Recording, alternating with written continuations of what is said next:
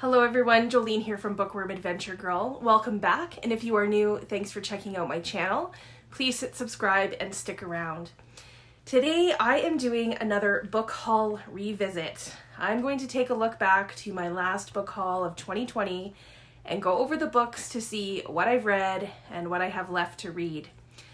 In December of 2020, I hauled 19 books, and out of those 19, I read 7. So not too bad, not quite half. So first, let's go through the books that I did read. First, The Midnight Library by Matt Haig.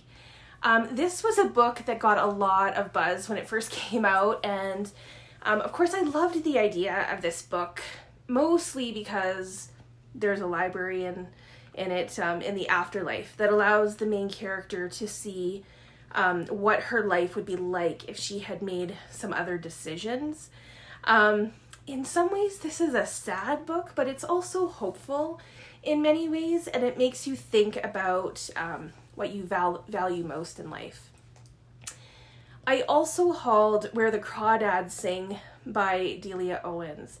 And now I had already read this book, and it was one of my top 10 books of 2019. But for this haul, I showed the deluxe edition that I had picked up, and I chose to get this gorgeous edition because it is one of my favorite books, and I think that the Marsh Girl will always have a special place in my heart. So that is in the video that I will link below.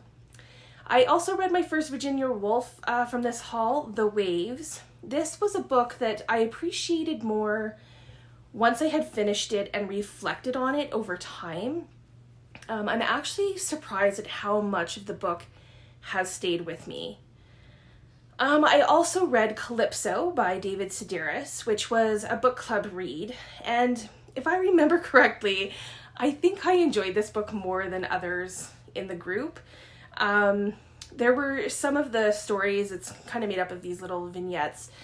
Some of them just made me laugh out loud, and I don't think that his humor is for everyone, but I liked how he was able to take some difficult situations and show us the lighter side of things. 13 Ways of Looking at a Fat Girl by Canadian author Mona Awad is another book that I read, and this is a collection of interconnected short stories. At first I wasn't sure what to think of this book, but in the end I appreciated that it had some, uncomfortable parts, and it was actually quite clever the way it brought the themes of our bodies and our relationship with our bodies into the story. Now, the last 2 books that I read from this haul, I have already unhauled them, which is usually not a good sign. One was The June Boys by Courtney C.Stevens. This was a thriller, and again, the premise was interesting. The Gemini thief takes boys every June 1st and returns them at the end of June the following year.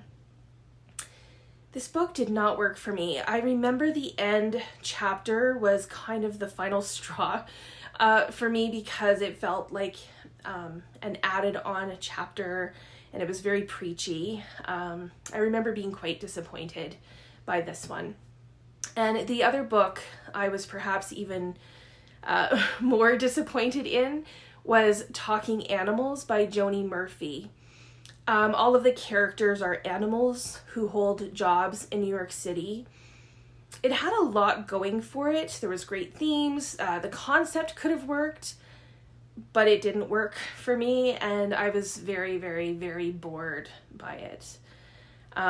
Some of the books from this haul that are still high on my TBR are Girl, Woman, Other by Bernardine Evaristo. I've heard great things about this book. I mean, it's been everywhere.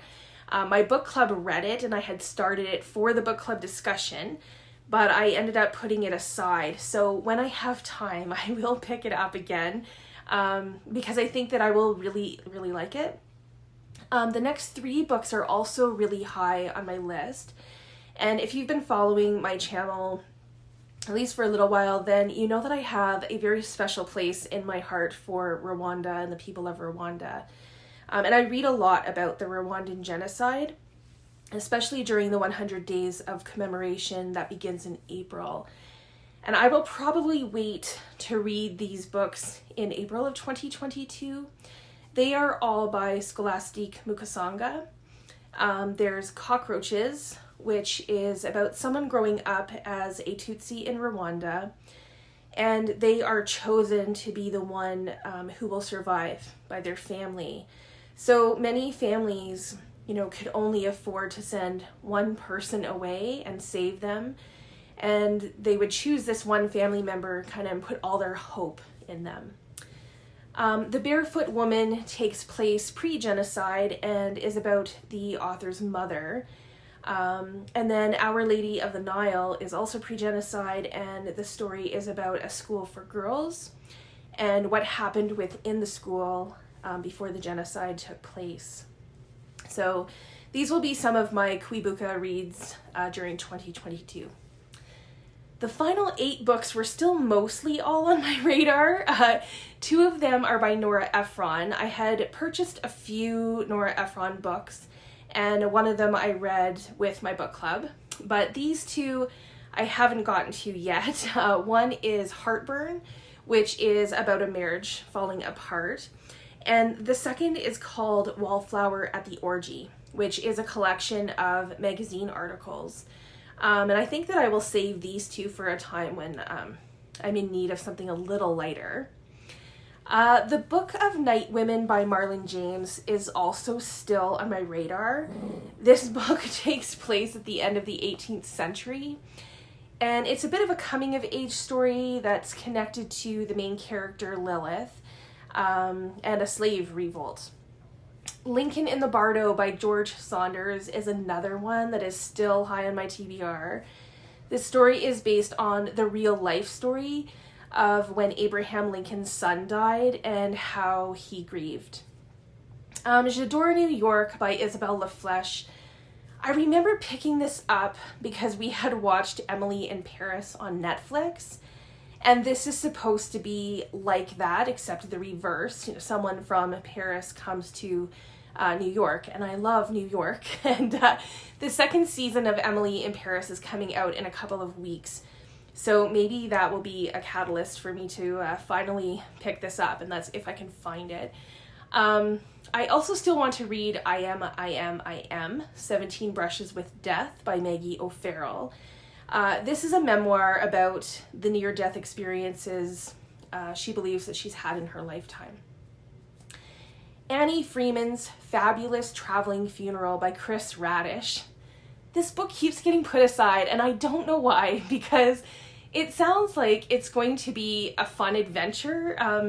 5 of Annie's friends come together after her death, that part's not so fun, to celebrate her life by traveling across the country. So I think I'll like that. I don't know. The book that I have no memory of, and it seems to have been lost in the shuffle, is Without You There Is No Us, My Time with the Sons of North Korea's Elite by Suki Kim. This is a memoir that actually didn't take place that long ago, and I'm wondering now if another booktuber maybe mentioned it on their channel, because this does sound like something I would be interested in. It is about the time the author spent teaching English in North Korea to the sons of the ruling class. So this is definitely something I know little about, so I wouldn't be surprised if, that's why I thought, I'm going to pick that up. So those are the books from my last haul of 2020. 7 read, some of them great, some of them not so much, and then 12 more still to get to. So it's good that these are back, kind of at the forefront of my mind again. Please let me know if you have read any of these books. What are your thoughts? Of the ones that I haven't read, are there any that, you think I should read first? Any that you recommend? I'm always happy to hear from you, and I look forward to chatting with you in the comments. Thanks again for watching. I hope you enjoy the rest of your day, and don't forget to make every day an adventure.